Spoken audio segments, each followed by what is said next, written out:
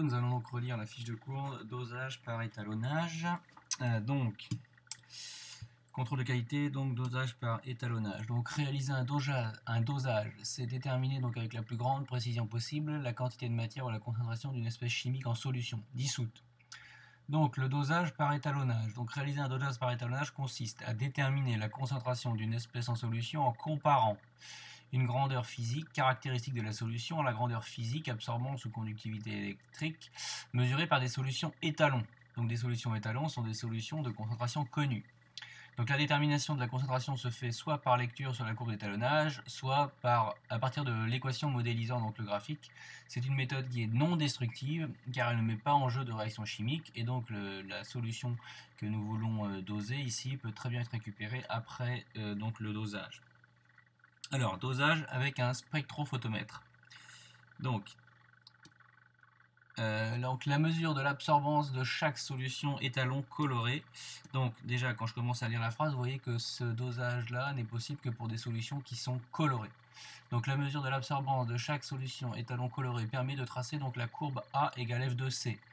Donc, imaginez, par exemple, on veut tracer, je sais pas, on veut trouver la concentration d'une solution bleue à cause, je sais pas, d'une espèce qui serait le bleu de méthylène. On fait des solutions connues, de concentration connue de bleu de méthylène. Pour chacune de ces solutions-là, on mesure l'absorbance. Donc je peux tracer ensuite la courbe. Donc là, on obtient les points. Donc étant donné la relation de Beer-Lambert qui est A égale K fois C, on obtient donc le plus souvent des droites qui sont linéaires qui passent par l'origine.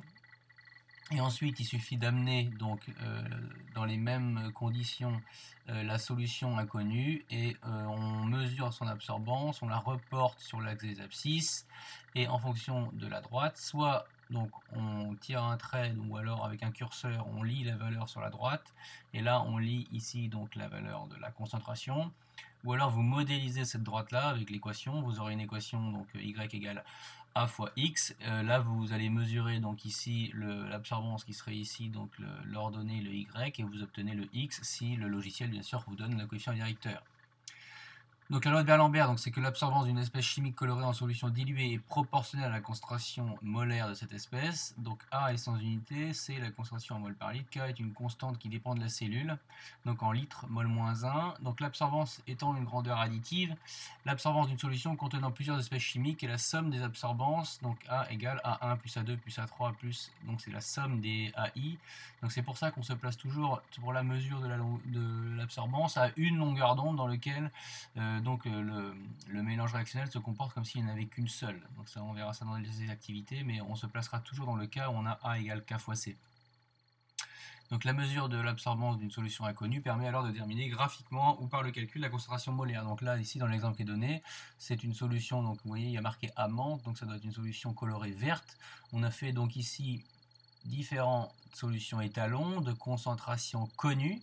Pour chacune de ces solutions des concentrations connues, on a mesuré l'absorbance. On obtient donc la droite qu'on appelle d'étalonnage, parce qu'on a utilisé des étalons.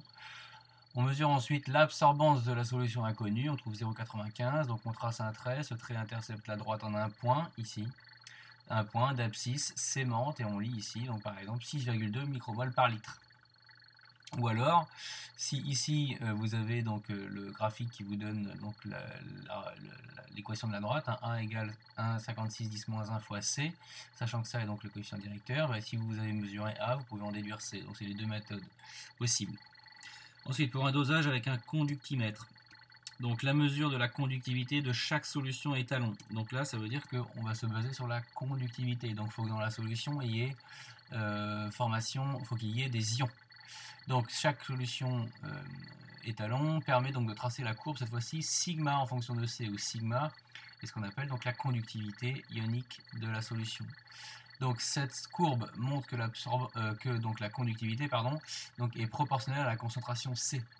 Donc la loi de Colroche nous dit que la conductivité sigma d'une espèce chimique en solution diluée donc, est proportionnelle à la concentration C de cette espèce. Vous avez donc la conductivité qui est égale à la concentration fois donc la conductivité ionique molaire. Donc ici, ça, c'est ce qu'on appelle la conductivité ionique molaire.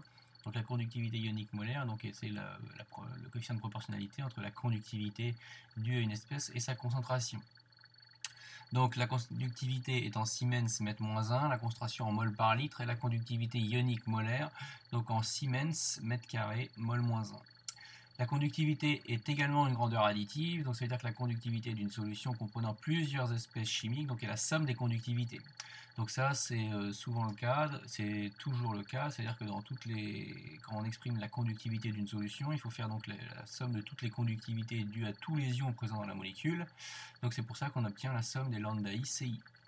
Donc ça on verra ça dans les TP, dans les activités, on l'aura fait relativement souvent. Donc la mesure de la conductivité d'une solution inconnue permet alors de déterminer graphiquement ou par le calcul la concentration molaire de cette espèce. Donc par exemple ici, regardez bien, on a pris des solutions donc pour des solutions étalons de chlorure de sodium, donc NaCl, on a fait des concentrations étalons de concentration connue. On a fait des solutions étalons de concentration connue.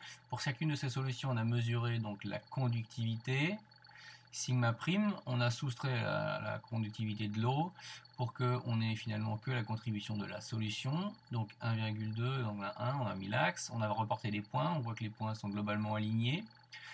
Donc c'est pour ça qu'on peut obtenir une équation de droite de type y égale a fois x, donc où ici on a le coefficient directeur. Donc si ensuite on arrive nous avec une solution de concentration inconnue, on mesure avec le conductimètre donc la conductivité, on mesure par exemple sigma sérum ici égale 0,90 millisiemens par centimètre.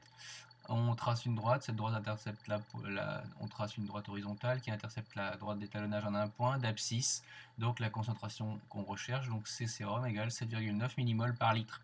Ou alors, si on a C sérum, on remplace dans l'équation de modélisation de la droite, on connaît le coefficient directeur grâce à Capstone par exemple, et donc on en déduit C.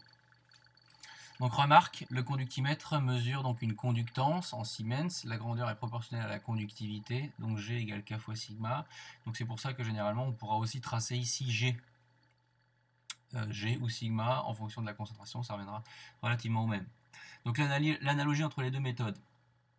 Les lois de Colroche et de Berlambert sont des équations qui sont analogues puisque la grandeur caractéristique est proportionnelle à la concentration molaire. Donc, ce qui fait qu'on peut utiliser des relations ici donc, qui sont des droites d'étalonnage linéaires. De plus, les deux appareils doivent être étalonnés afin de vérifier les indications mentionnées. C'est pour ça que vous aurez toujours des notices ou alors on vous montrera toujours comment étalonner les appareils, que ce soit le conductimètre ou le spectrophotomètre pour mesurer donc les absorbances ou les conductivités. Donc là vous avez ici, donc ça c'est la notice du spectrophotomètre qu'on vous donnera, la notice du conductimètre qu'on vous donnera. Donc pour le spectrophotomètre, donc la mesure, il faudra faire la mesure avec un blanc qui est souvent généralement de l'eau dans 90% des cas. Le conductimètre, il faudra donc l'étalonner, ensuite le rincer, on rince à l'eau, on essuie très légèrement l'électrode et après on replonge dans une solution. Un conductimètre, la sonde de conductimètre ici, ne doit jamais rester à l'air libre. Voilà pour les différentes petites consignes. Donc nous venons de relire ici donc la fiche de cours sur le dosage par étalonnage.